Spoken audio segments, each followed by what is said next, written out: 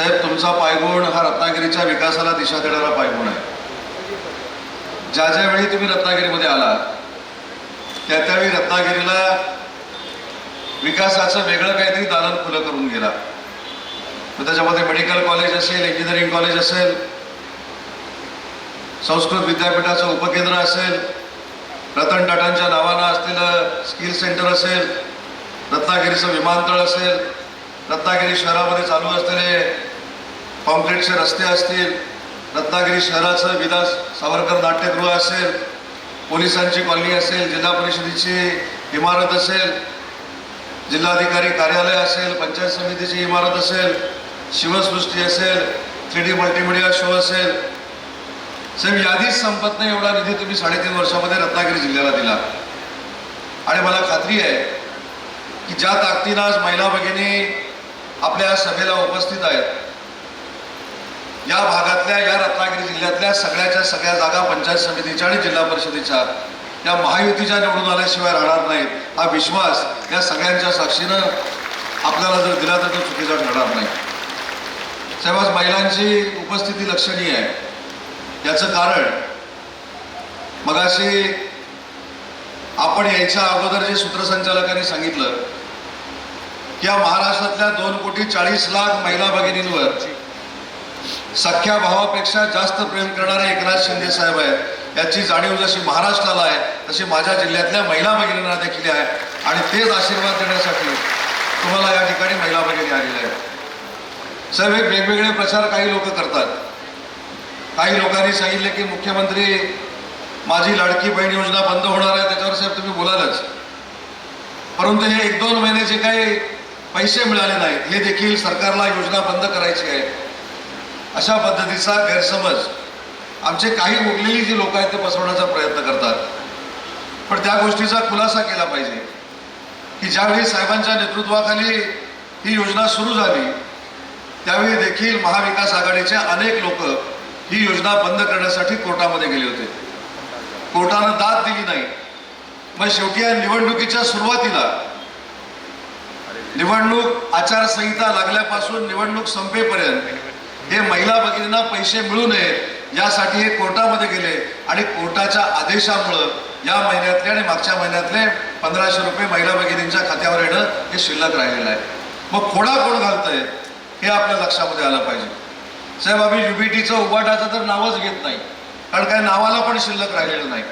काही लोक थोडी वळवळ करतात, पण तुमच्या नेतृत्वाखाली या जिल्हा परिषद पंचायत समितीच्या निवडणुकीला त्यांना भुईसपाट केल्याशिवाय शिवसेना भाजपचे कार्यकर्ते गप्प बसणार नाहीत, हा आमचा शब्द आहे. कारण आमचं नेतृत्व जे राज्याचा मुख्यमंत्री म्हणून काम करत होते साहेब दीपक पटवर्धन, भाजपाचे पदाधिकारी देखील या ठिकाणी उपस्थित आहेत. साहेब, सगळ्यांना मान्य आहे की माननीय एकनाथ शिंदे साहेबांकडे एखादा कागद घेऊन गेल्यानंतर, एखादं निवेदन घेऊन गेल्यानंतर, मग तो पदाधिकारी असू दे, शिवसेनेचा असू दे, भाजपचा असू दे किंवा सर्वसामान्यातला सर्वसामान्य माणूस असू दे, त्याला खाली हात कधी एकनाथ शिंदे साहेबांनी परत पाठवलेलं नाही. विकासाची कामं तर दिलीच, पण आरोग्याच्या सुविधा एवढ्या मुबलक पद्धतीनं सुरू करून दिल्या की महाराष्ट्रामध्ये 3.5 वर्षात जवळजवळ 400 कोटी रुपयाचा मुख्यमंत्री सहायता निधी वाटप करणारे इतिहासातले पहिले मुख्यमंत्री जर कोण असतील तर ते माननीय एकनाथ शिंदे साहेब आहेत. मुख्यमंत्री साहेब असताना मगाशी साहेब उद्योग विभागाचा एक उल्लेख झाला. आज राज्याचा उद्योग मंत्री म्हणून काम करत असताना तुम्ही मला महाराष्ट्रामध्ये फिरण्याची संधी दिली, तशीच परदेशामध्ये देखील जाण्याची साहेब संधी दिली. साहेब, परवा ज्यावेळी डावोसला गेलो तेव्हा माहिती काढली की आजपर्यंतच्या इतिहासातला सलग 4 वेळा डावोसला जाणारा एकमेव उद्योग मंत्री तो साहेब उदय सामंत होता, कारण त्याच्यावर तुमचे आशीर्वाद होते. सलग 4 वेळा तुमचा उद्योग मंत्री महाराष्ट्राचा आजपर्यंत डावोसला गेला नव्हता.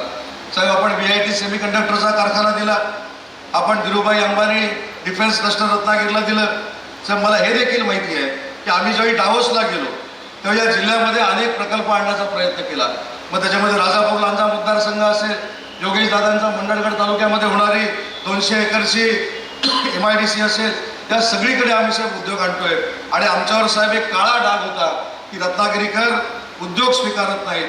साहेब, मी अभिमानानं सांगतो तुमच्या नेतृत्वाखाली उद्योगमंत्री झाल्यानंतर हा रत्नागिरी जिल्हा आता उद्योग स्वीकारायला लागलेला आहे. कारण आमची मुलं आम्हाला मुंबईला पाठवायची नाहीत, आमच्या मुलांना रत्नागिरीतच त्यांना नोकरी द्यायची आहे, राजापुरातच त्यांना नोकरी द्यायची आहे, मंडणगडला त्यांना नोकरी द्यायची आहे. म्हणून आमच्या पालकांनी देखील मानसिकता केली की आता प्रकल्प आले पाहिजे, प्रदूषणकारी प्रकल्प होऊ देणार नाही हा साहेब तुमचा संकल्प आहे. त्याच्यामुळे या निसर्गरम्य रत्नागिरीमध्ये कुठचाही प्रदूषणकारी प्रकल्प येणार नाही याची ग्वाही देखील तुमच्या साक्षीनं राज्याचा उद्योगमंत्री म्हणून देतो.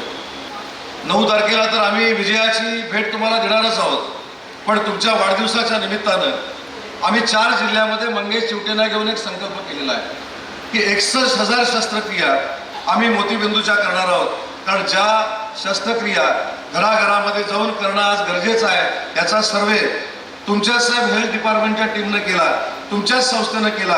आणि आमच्या समोर एक विदारक चित्र आलं की आमच्या ह्या 4 जिल्ह्यांमध्ये म्हणजे सांगली, कोल्हापूर, रत्नागिरी आणि सिंधुदुर्ग या जिल्ह्यामध्ये सुमारे 75,000 मोतीबिंदूच्या शस्त्रक्रिया करणं हे शिल्लक राहिलेलं आहे. म्हणून आम्ही संकल्प केला की 61,000 शस्त्रक्रिया आम्ही तुमच्या वाढदिवसाच्या निमित्तानं सर्वसामान्य लोकांच्या मोफत करणार आहोत. आणि हे कदाचित रेकॉर्ड साहेब असू शकतं आरोग्याच्या निमित्तानं.